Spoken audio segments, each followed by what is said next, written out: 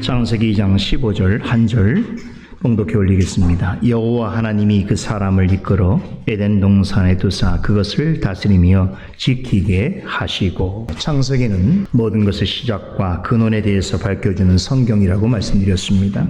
우리는 그동안 창세기 말씀을 통해서 우주의 기원과 하늘과 땅의 기원과 땅에 있는 모든 생명체들의 기원과 사람의 기원에 대해서 배웠습니다. 지난 시간에는 인류 최초의 거처인 에덴 동산의 기원과 그 역사성에 대해서 상고해 보았습니다.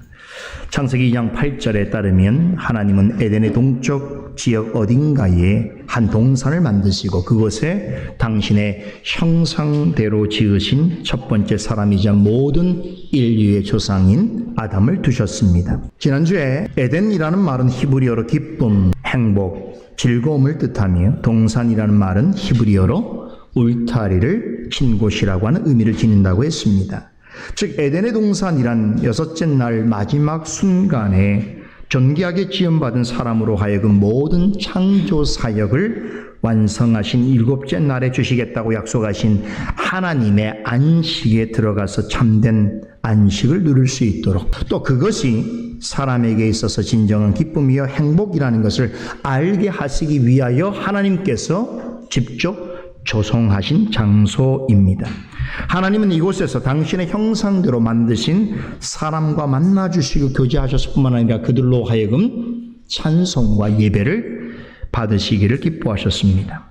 이러한 거룩한 목적을 위해 특별하게 지으신 장소임을 나타내시기 위해서 동산 전체에 울타리를 치셨습니다.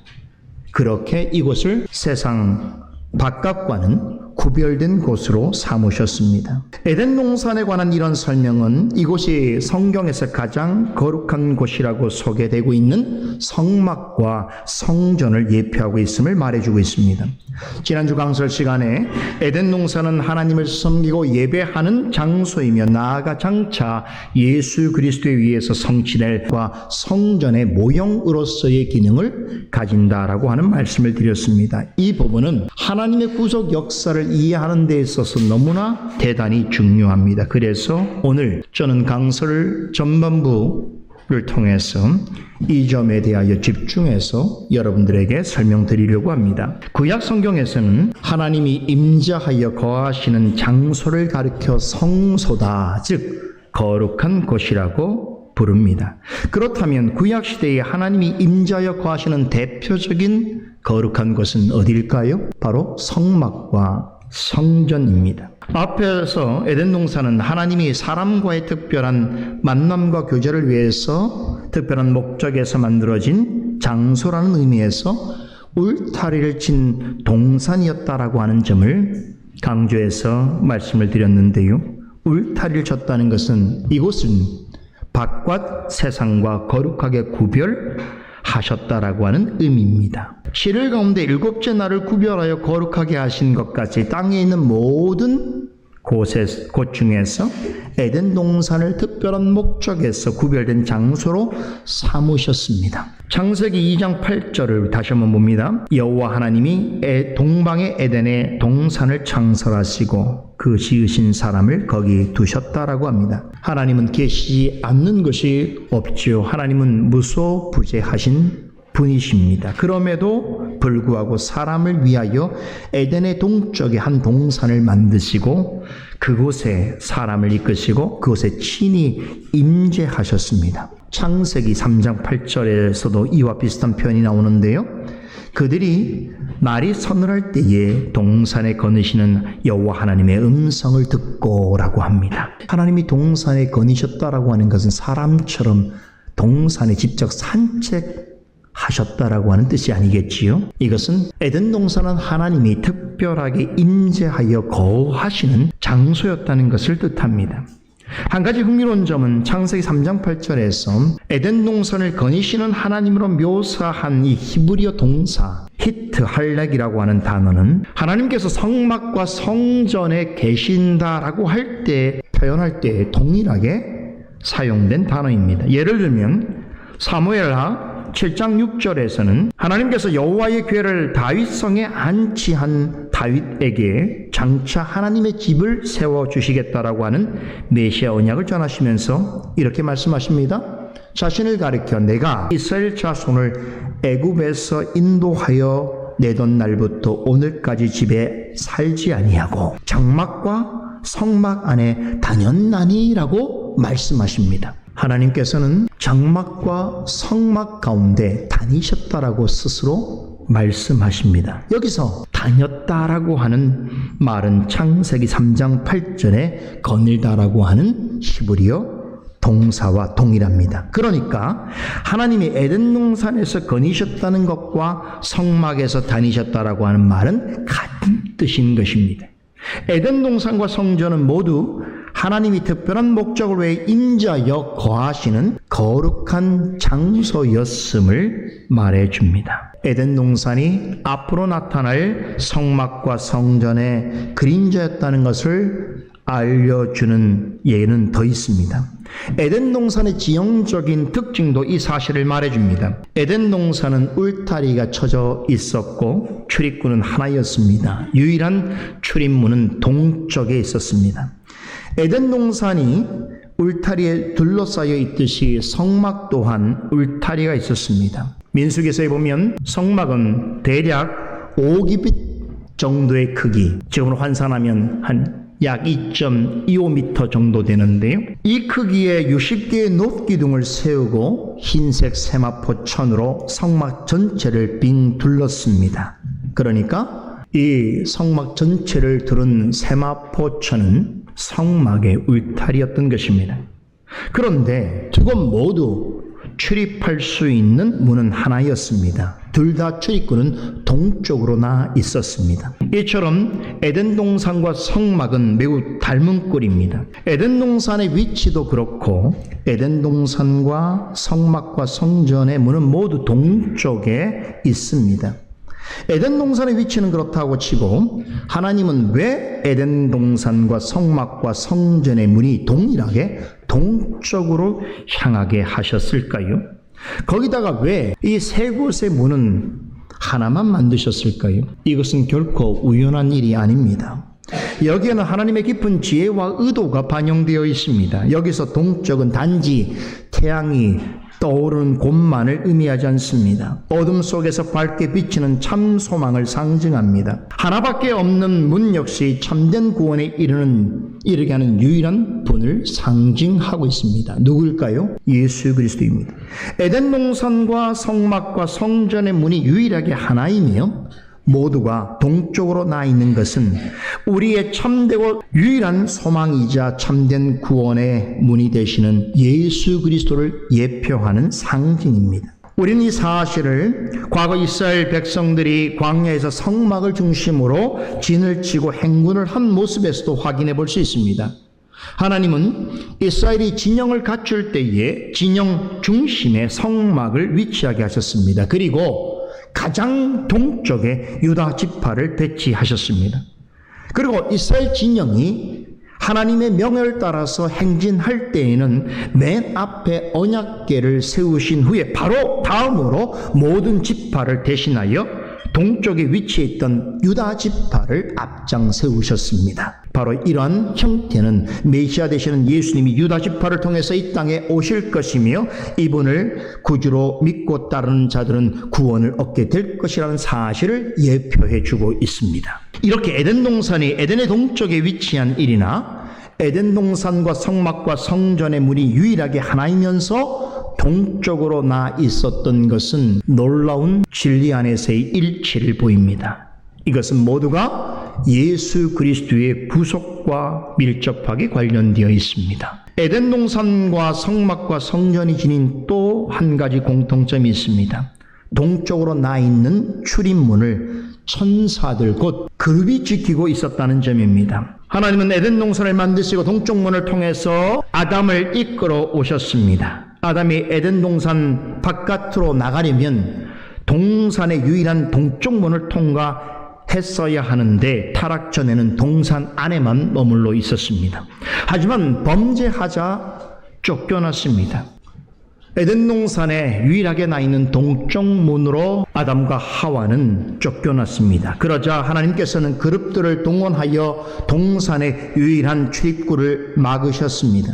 아담과 하와뿐만 아니라 사람들의 접근을 완전히 차단해 버리셨습니다. 즉 죄인은 누구도 하나님의 동산 안으로 들어갈 수 없게 하셨습니다. 이를 위해서 불칼을 든 천사들로 하여금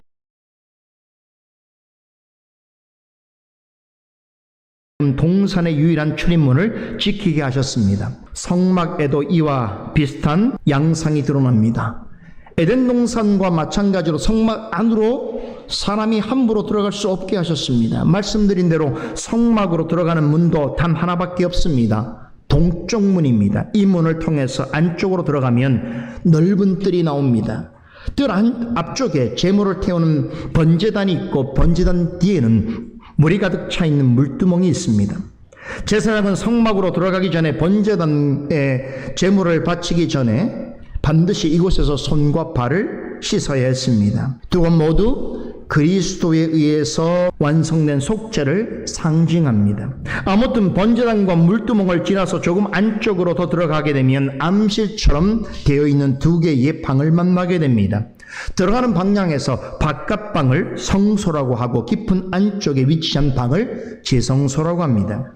지성소에는 하나님의 임재를 상징하는 언약궤가 모셔져 있습니다. 이곳은 제사장도 들어갈 수 없습니다. 오직 대제사장만이 1년에 한 번 피 흘림의 제사를 드릴 때만 들어갈 수 있습니다. 이 성소와 지성소는 휘장으로 나누어져 있습니다.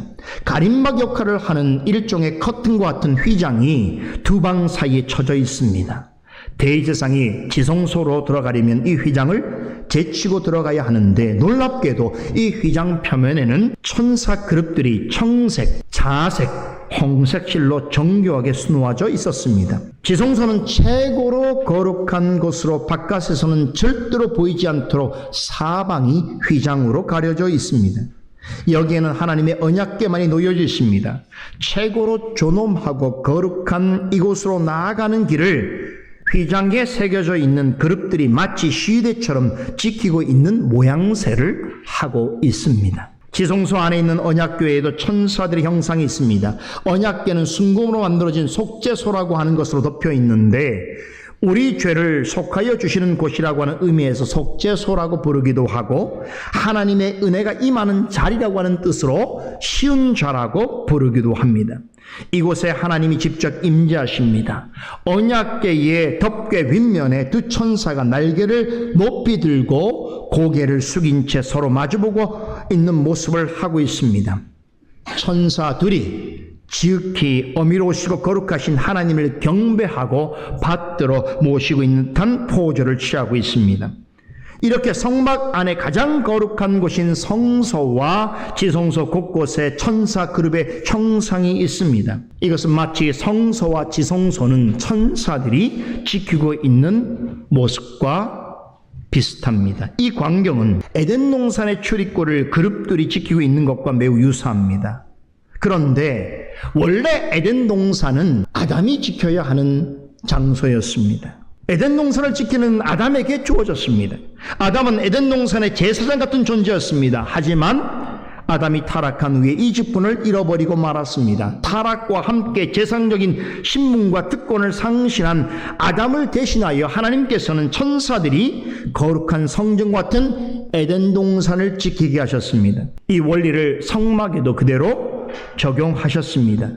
성막 바깥 먼 곳은 12지파가, 성막 가까운 것은 레위지파가 머물게 하셨습니다. 그리고 성막 동쪽 문 입구는 아론과 제사장들이 지키게 하셨습니다. 그러나 성막 가장 안쪽에 있는 최고로 거룩한 곳인 성소와 지성소는 천사들로 하여금 거룩하신 하나님에게로 나아가는 길을 지키게 하셨습니다. 천사들로 수놓아진 휘장으로 성소와 지성소 입구를 가로막게 하셨습니다. 하나님이 직접 임재하시는 거룩한 곳으로 누구든 함부로 들어올 수 없게 하셨습니다.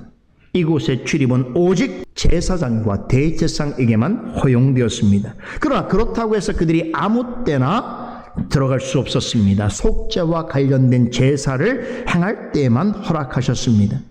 하지만 제사장과 대제사장도 우리와 성정이 같은 죄인입니다. 하나님의 율법을 따라서 죄인을 위하여 대신 제사를 드려줄 뿐 그들 역시도 다른 사람의 죄 문제를 해결해 줄 수 없었습니다. 이 때문에 그들 또한 성막에 상주할 수 없었습니다. 제사장과 대제사장조차 지킬 수 없는 성막의 가장 거룩한 곳을 하나님은 여러모로 사람보다 나은 천사로 하여금 지키게 하셨습니다. 하나님 앞에 죄인은 누구라도 에덴 동산과 성막을 통해 문을 통해서 스스로는 하나님께로 나아갈 수 없도록 문과 길목을 지키게 하셨습니다. 그런데 예수님께서 우리의 죄를 대신하여 십자가에 달려 숨을 거두시기 직전에 놀라운 일이 발생하였습니다. 성막 안에 있던 성소 휘장이 위에서 아래까지 찢어졌습니다. 이것은 하나님께서 행하신 일입니다. 만약에 사람이 한 일이라면 휘장은 아래에서부터 위로 찢어졌을 것입니다.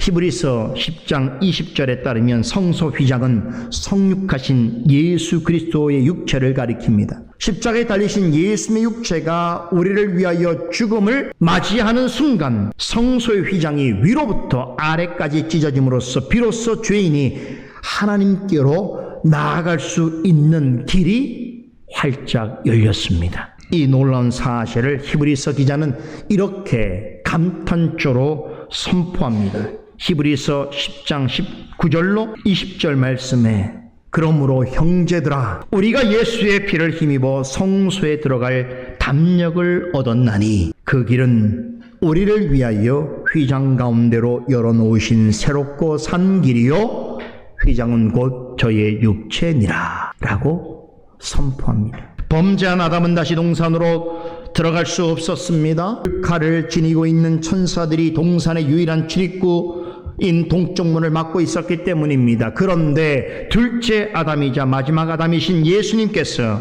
자신의 몸을 십자가의 화목제물로 드리신 완전한 속죄 사역으로 말미암아 예수 그리스도를 주로 믿고 신하는 사람이라면 누구든지 하나님 앞으로 나아갈 수 있게 되었습니다. 예수님이 십자가에서 우리를 대신하여 죽으셨을 때에 성소 휘장이 위에서 아래까지 양갈래로 찢었다는 것은 그 휘장에 수놓아져 있던 천사들의 사역이 종료되었음을 의미합니다. 십자가 사건 이후 천사들은 하나님께로 나아가는 문과 길목을 지킬 이유가 없어졌습니다. 왜냐하면 예수님의 십자가 보혈과 능력을 믿는 사람이라면 누구라도 거룩하신 하나님께로 직접 나아갈 수 있게 되었기 때문입니다. 예수님은 십자가 죽음과 부활을 통해서 우리의 죄를 씻어주실 뿐만 아니라 첫째 아담의 범죄로 인해서 잃어버렸던 하나님 자녀로서의 신분과 특권까지 모두 다 회복시켜 주셨습니다.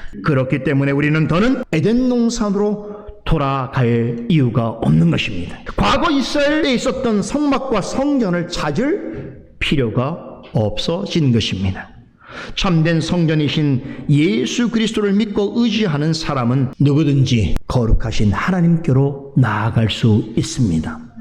제가 지금 에덴 동산과 성막과 성전의 관련성에 대해서 설명드리고 있는데요. 또 한 가지 지형적인 면에서도 유사성이 발견됩니다. 지난주에 창세기 2장 10절로 14절 말씀을 통해서 인류의 첫 거주지였던 에덴 동산의 지형에 대해서 우리 자세하게 살펴보았는데요. 한 가지 사실을 복기해 보면 에덴 동산은 4개의 강이 흘렀으며 그 강들의 근원지, 발원지는 에덴이었습니다. 그런데 에스겔서 47장에서도 이와 비슷한 표현이 나옵니다. 에스겔 47장은 에스겔 선지자가 환상 중에 회복된 성전에 대해서 묘사하는 내용을 기록하고 있습니다. 에스겔 선지자는 장차 하나님에 의해서 회복될 성전을 하나님의 성전에서 생수의 강이 흘러나오는 모습으로 설명합니다. 47장 1절 한 구절만 읽어드리겠습니다. 그가 나를 데리고 전문에 이르시니 전의 전면이 동을 향하였는데, 여기서 동쪽이라는 표현이 나오지요. 그 문지방 밑에서 물이 나와서 동으로 흐르다가 전 우편 제단 남편으로 흘러내리더라 라는 말씀입니다. 하나님께서 직접 앞으로 하나님이 내실 하나님의 성전의 모습에 대하여서 설명해 주신 것입니다. 에덴 동산에서 흘러나온 4개의 강이 동산을 가로지르면서 흐를 때에 동산에 있던 모든 생명체들을 살리고 부유하게 한 것처럼 에스겔 선지자는 성전에서 흘러나오는 물이 여러 방향으로 흘러가는데 그 물이 닿는 곳마다 죽음에서 생명으로 바뀌는 놀라운 역사가 일어날 것을 예언하였습니다. 바로 이 점에서 에스겔이 전한 성전에 관한 모티브는 에덴 동산의 지형으로부터 비롯되었다라는 것을 확인해 볼 수 있습니다. 이만큼 에덴 동산과 성전은 여러모로 깊은 연관성을 가지고 있습니다. 이외에도 에덴 동산의 보석들과 나무도 에덴 동산이 성막과 성전의 모형이었다는 것을 알려주고 있습니다. 지난주에 매우 흥미로운 사실 한 가지를 살펴보았는데 에덴 동산에 있는 한 강 주변에 비손강이었죠. 첫째 비손강 주변에 금과 호마노라고 하는 보석들이 있었다는 것입니다. 이것을 말씀드리면서 저는 아담과 하와가 타락하기 이전부터 보석을 선별하고 이것을 사용할 줄 아는 문명을 가지고 있었을 것이라고 하는 강력한 합리적 추론 여러분께 설명드렸습니다. 에덴 동산에 있는 보석들 역시 성전과 성막과 매우 깊이 관련되어 있습니다. 금은 성막과 성전을 건축하는 데 있어서 가장 주된 재료 중에 하나였습니다. 특히 금이 많이 사용되었던 것은 금이 가지고 있는 물질의 특성 때문입니다. 불순물이 전혀 없는 정금은 그 자체로 정결함, 순결함, 신실함, 영혼 불결함을 상징합니다. 금은 하나님의 변함없는 사랑과 그리스도의 흠없고 보배로운 피 흘림과 정결하고 영원한 은혜를 나타내기에 가장 적합한 물질입니다. 그러기에 성막과 성전을 세우는데 금은 은과 놋보다도 더 많이 사용되었습니다. 근데 놀라운 사실은 성막과 성전을 세울 때에 금은 놋 말고도 하나님께서 직접 사용하라고 언급하신 또 다른 보석이 있습니다. 그것은 바로 에덴 동산 비손 강가에 있었던 호마노입니다. 하나님께서 성막을 만들라고 하는 지시가 있기 전에는 이 보석은 성경에 단 한 번밖에 언급되지 않습니다. 우리가 지난주에 봤던 창세기 2장 12절에 에덴 동산의 지형에 관하여 설명할 때 단 한 번 언급되었습니다. 그러다가 하나님께서 모세에게 성막에서 봉사할 대제사장의 예복을 만들라고 하는 계시를 전하실 때에 이 보석이 다시 등장합니다. 하나님의 율법에 따라서 대제사장은 2 종류의 옷을 만들어 입어야 했습니다. 세마포라는 속옷 위에 소매 없는 조끼 모양의 에봇이라고 하는 옷을 입어야 했는데 출애굽기 28장 9절로 12절에 보게 되면 이 에봇의 양쪽 어깨 위에 이스라엘의 12지파의 이름을 새긴 호마노라고 하는 보석을 2개 달아야 했습니다. 12절에 보면 하나님께서는 이 2개의 호마노를 가리켜서 기념보석이라고 부르시면서 이것이 기념되게 하라고 명하셨습니다. 자, 여러분, 호마노라고 하는 이 보석이 에덴 동산 이후에 처음 하나님께서 성소에 일할 대제사장의 복장을 만들라고 계시하실 때에 다시 한번 언급한 보석인데요. 그런데 이 보석을 가리켜서 하나님이 기념보석이라고 칭하시면서 기념하라고 말씀하십니다. 도대체 이 보석을 가지고 무엇을 기념하라고 하시는 것인가? 물을 수밖에 없지요. 바로 이 보석이 예표하는 예수 그리스도와 그분이 행하신 일입니다. 대제사장이 입은 에봇의 어깨 위에 놓인 이스라엘 12지파의 이름을 적은 2개의 호마노는 하나님의 모든 택한 백성들을 구원하신 영원한 대제사장이신 예수 그리스도를 가리킵니다. 이 점에서 볼 때 창세기 2장에서 에덴 동산의 강들이 에덴에서 흘러나왔다는 말씀과 에스겔 47장에서 하나님의 성전에서부터 생명수의 강이 흘러나올 것이라고 하는 말씀은 영원한 대장이신 예수님에 의해서 구속의 역사가 성취될 것을 나타내는 말씀이라고 할 수 있습니다. 여러분, 에덴 동산뿐만 아니라 성막과 성전에 관한 모든 양식 모양은 하나님께서 직접 지시하셨거나 만드신 것입니다. 앞에서 언급한 대로 에덴 동산과 성막과 성전으로 가는 문은 단 하나뿐이었습니다. 동쪽 문이 유일한 출입구였습니다. 그런데 타락한 아담은 이 문으로부터 쫓겨났습니다. 그 후에는 누구도 이 문 안으로 들어갈 수 없도록 불칼을 가진 천사들로 하여금 지키게 하셨습니다. 그런데 율법이 주어진 후에는 오직 대제사장만은 성막의 동쪽 문을 지나서 성소와 지성소 안까지 들어가게 허락하셨습니다. 이때 대제사장은 반드시 호마노라고 하는 보석을 양쪽 어깨에 달고 있는 예복을 입어야 했습니다. 이것은 무엇을 의미하는 것일까요? 오직 영원한 대제사장이신 예수 그리스도를 통해서만 거룩하신 하나님 앞으로 나아갈 수 있음을 말해주고 있습니다. 즉 둘째 아담이요 회복된 아담으로 오신 예수 그리스도만이 죄악으로 막혀있는 하나님과 우리 사이의 담을 허무시고 우리를 모든 죄에서 구원하여 주심으로 우리를 하나님의 자녀로 삼아주시는 참되고 유일하신 구원자라고 하는 것입니다. 대장의 겉옷 어깨 위에 붙여진 호마노라고 하는 보석은 이 사실을 상징해 주고 있습니다. 그러므로 하나님께서 이것을 가르치시면서 기념보석이라고 부르신 까닭이 여기에 있습니다. 이 보석을 기억할 때마다 우리의 영원한 대장이신 예수 그리스도께서 행하신 일들을 결코 잊지 말라. 그것들을 똑똑히 기억하고 기념하라라고 하는 하나님의 의도된 주문이 있는 것입니다. 에덴 동산에 있는 생명체들에게 생명과 부여함을 가져다 주는 강 근처에 후일에 나타날 성막과 성전을 제작할 때 가장 중요하게 사용될 보석들이 있었다는 것은 결코 우연한 일이 아닌 것입니다. 이 모든 일은 철저하게 하나님에 의하여 계획되고 의도되었습니다. 하나님은 에덴 동산을 만드실 때부터 앞으로 세워질 성막과 성전뿐만 아니라 성막과 성전의 원형이 되는 예수 그리스도와 그분의 몸된 교회를 내다보고 계셨던 것입니다. 그래서 에덴 동산에 있는 재료들까지도 성막과 성전과 예수 그리스도와 교회를 나타내시는 거룩한 도구로 사용하셨습니다. 에덴 동산에 심으신 나무들도 이런 용도로 사용되었습니다. 창세기 2장 9절에 보면 하나님은 에덴 동산에다 보시기에 아름답고 먹기 좋은 나무들을 두셨습니다. 이것들을 통해서 아담과 하와에게 양식을 풍성히 공급해 주셨습니다. 그런데요, 성막 안에도 하나님께서 자기 백성에게 풍요로운 양식을 제공해 주신다는 것을 나타내는 기물이 있었습니다. 바로 지성소 앞에 있는 성소 안에 놓여진 떡상이 그것입니다. 이 떡상에는 언제나 12개의 떡이 놓여져 있었습니다.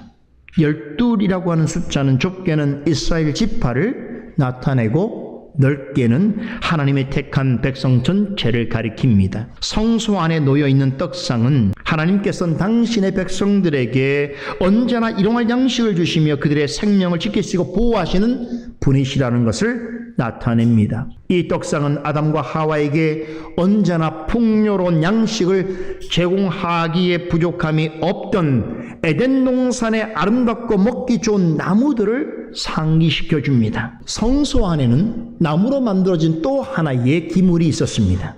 바로 살구꽃 형상의 등잔대입니다. 이 역시 에덴 동산과 깊이 관련되어 있습니다. 등잔대의 등불은 생명의 빛을 상징합니다. 생명의 빛을 널리 비추도록 만들어진 등잔대는 그 재질이 살구나무로 만들어졌습니다. 25장 23절에 보면 이 등잔대에는 살구꽃 모양이 새겨져 있었습니다. 여러분, 왜 등잔대에 살구꽃 형상을 새기라고 하셨을까요? 살구꽃 형상은 모든 죽음에서 살아있는 첫 열매로 부활하신 주 예수 그리스도를 상징합니다. 이것을 어떻게 할 수 있는가 하면 지성소 안에 있던 하나님의 언약궤 안에 놓아두라고 명하신 세 가지가 있는데, 하나는 모세의 십계명이고 또 다른 하나는 이스라엘 백성들이 광야에서 먹었던 항아리에 들어있는 만나입니다. 그리고 세 번째로는 아론의 쌍난 지팡이가 언약궤 안에 들어있었습니다. 그런데 아론의 지팡이는 살구나무 가지입니다. 민수기 17장 8절에 보면 모세는 어느 날 장막에 들어갔을 때 매우 신기한 현상을 목격하게 됩니다. 살구나무 가지였던 아론의 지팡이에서 새순이 나고 꽃이 피어 살구 열매를 맺고 있는 것을 보게 되었습니다. 그래서 그 후로부터는 아론의 지팡이를 가리켜 아론의 쌍난 지팡이라고 말하는 것입니다. 이미 나무 본체와는 떨어져 있는 죽어있는 나무 가지에 새순이 돋고 꽃이 피어 열매를 맺게 된다는 것은 신비로운 기적이지요. 그 광경을 모세가 목도하게 된 것입니다. 여러분, 이 기적이 나타내는 것이 무엇일까요? 죽음에서 살아나신 예수 그리스도의 부활을 예표합니다. 바로 이런 의미에서 이 나무는, 아론의 쌍난 지팡이는 에덴 동산의 생명나무와 연결됩니다. 에덴 동산의 생명나무는 죄로 말미암아 죽은 모든 자에게 새 생명을 주시는 예수 그리스도를 나타내는 모형입니다. 하나님은 아담과 하와에게 동산 중앙에 있는 생명나무에게로 가까이 나와 그 열매를 먹으라고 하셨습니다. 그리하면 영생하는 생명을 얻을 것이라고 하셨습니다.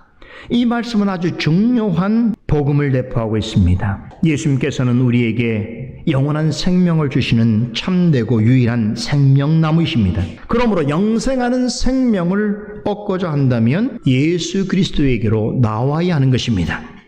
또한 그분이 주시는 생명의 양식은 말씀을 듣고 순종해야 합니다. 그런 점에서 에덴 동산과 성막과 성전과 그리고 교회는 여러 가지 공통점이 있습니다. 몇 가지 공통점을 말씀드리겠습니다. 첫째, 하나님께서 특별한 목적을 가지고 임재하여 계시는 곳입니다. 이에 여호와의 집이라고 할 수 있습니다. 둘째, 하나님이 친히 거하시면서 다스리시는 곳입니다. 그러므로 하나님의 왕국이라고 할 수 있습니다. 셋째, 하나님께서 다른 장소와 구별하여 세우신 성별된 것입니다. 그러기에 거룩한 집이라고 할 수 있습니다. 넷째, 하나님의 말씀이 선포되고 말씀에 따라서 섬기고 안식을 누리는 말씀의 집입니다. 다섯째, 하나님의 은혜가 보존되고 베풀어지는 은혜의 집이기도 합니다. 여섯째, 말씀을 듣고 순종하는 자에게는 축복의 집이나 말씀을 거부하고 불순종하는 자에게는 심판의 집이기도 합니다. 마지막 일곱째, 예수님께서 이루실 일들을 나타내며 주님의 몸된 교회를 예표합니다. 이해되십니까? 지금까지 영적이고 신학적인 관점에서 볼 때에 에덴 동산이 훗날에 나타날 성막과 성전과 교회와 매우 밀접하게 관련되어 있다라고 하는 말씀을 전해드렸습니다. 많은 사람들은 여전히 에덴 동산을 동화 속에 나오는 이야기처럼 생각합니다. 교회를 오래 다닌 분들 중에도 별반 다르지 않게 생각하는 분들이 많습니다. 하지만 여러분, 에덴 동산을 바르게 이해하는 것은 성경적인 신앙과 교리의 기본을 다지는 데 굉장히 중요한 부분입니다. 그래서 오늘 이 부분에 대해서 여러분들에게 좀 더 자세하게 설명드리게 되었습니다. 잘 기억해 두시면 좋을 것 같습니다. 이제 다시 아담 이야기로 돌아가 보지요. 첫사람 아담은 에덴 동산에서 특별한 지위와 권세를 받았습니다. 그는 하나님을 섬기는 제사장이며 하나님의 명령을 받드는 왕이었습니다. 아담은 하나님께 받은 거룩한 사명을 감당하기 위해서 언제나 하나님께 가까이 나아가 했으며 그분의 명령에 온전히 순종해야 했습니다. 그러할 때에 하나님께서 일곱째 날에 구별하셔서 주시겠다라고 약속하신 참된 안식과 크신 복을 누릴 수 있었습니다. 자, 지금부터 살펴보게 될 창세기 2장 15절은 하나님께서 아담을 에덴 동산에 두신 이유와 그에게 맡기신 구체적인 사명에 대해서 아주 중요한 교훈을 우리에게 전해주고 있습니다. 창세기 2장 15절 말씀에 담겨있는 의미가 너무나 중요하고 앞으로 우리가 창세기 말씀을 이해하는 데 있어서 중요한 길잡이가 되기 때문에 오늘 제가 본문을 17절까지 잡았습니다만 오늘 남은 시간 동안 바로 이 구절 속에 담겨있는 영적 의미와 교훈을 살피는 데 집중하려고 합니다. 자, 2장 15절을 다시 봅니다.